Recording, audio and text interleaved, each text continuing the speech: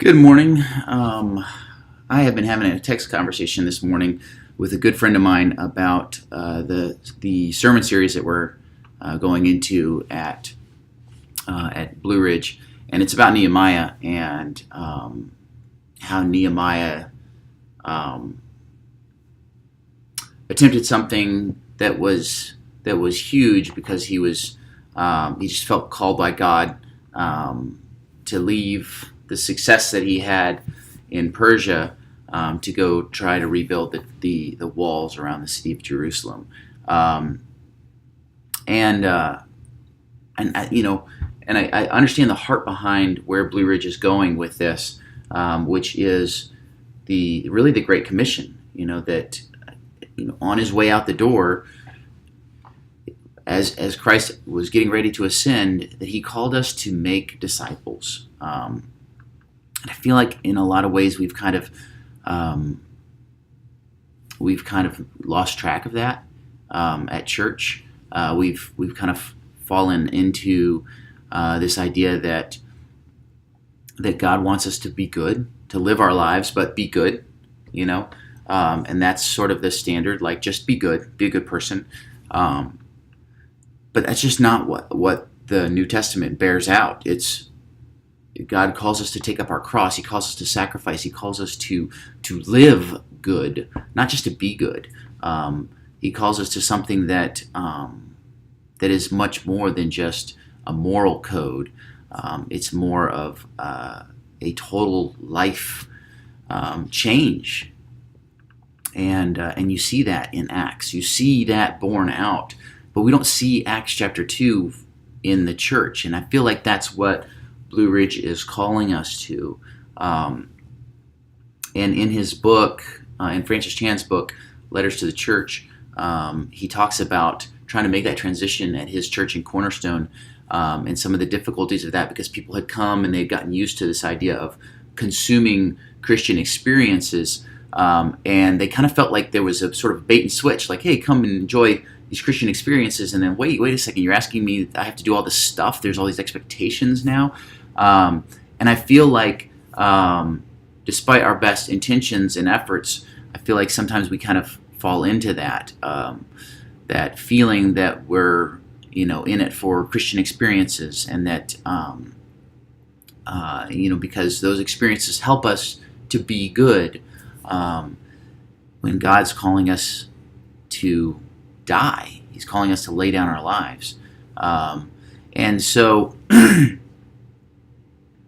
one of the concerns is that as we try to make this transition as a church, that there are some who will say, that's not what I signed up for. And it reminds me, that's one of the places where our past success can actually be, can disincline us to the risk of making this big change. Because what if everybody says, no thanks, that's not what I signed up for. I just want an awesome worship service every Sunday. That's what I signed up for. And not that there's anything wrong with a great worship service. It's a wonderful thing. It's not what I'm saying at all. But what if, as we lead,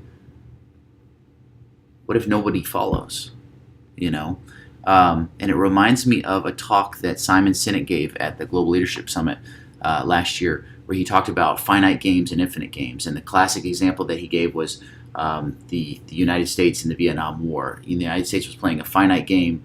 They were trying to win, and Vietnam, the North Vietnamese, were playing an infinite game. They were trying to survive. They were trying to exist, and so their dedication and everything else was just unmatched among the U.S. And in the end, the U.S. did lose, or not so much lose. I mean, if you count up any objective metric, we won, but we left. We lost the will to compete, to continue, and that's my fear when we look at the Great Commission. It's an infinite game. It is never going to end, And the only way that we lose at this infinite game of the Great Commission is to lose the will to continue. Just say, oh, it's too hard, But here, my question is, are we even doing it? Are we going and making disciples? In other words, can I, as a follower of Christ, point to someone right now, one person, and say, I am making this person a better disciple. I am helping this person be a better follower of Christ. Can I do that right now? Can every believer do that? Because that's what it means to follow Christ. And so that's my fear, is that we'll fall out of the infinite game. And as I look at where Blue Ridge is right now, it's really exciting. It's like standing there on the field, right before the Battle of Stirling in the movie Braveheart, right? And there's William Wallace up there saying, fight and you may die, run and you'll live, at least for a time, right? But on your deathbed, would you be willing to trade all the days from this day until that for one chance, just one chance, to show our enemy that they can take our lives, but they can't take our freedom?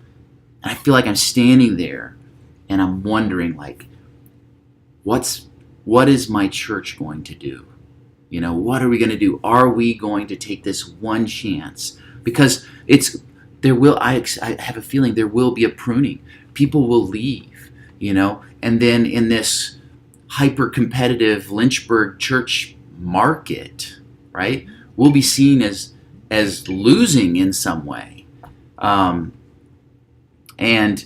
Which will probably cause even more people to want to leave. But are we willing to brave that? Are we willing to say that the Great Commission is continuing? That Great Commission is more important even than the continued existence of Blue Ridge, or even in my own continued existence as a human being. Is it worth sacrificing everything? Because if it is, then we stand here on this battleground and we charge the fields of Stirling, and we tell those horrible English that they can take our lives, but they can't take our freedom. So that's my hope. That is my intense hope, that we all stand together and we charge this field. Love you guys.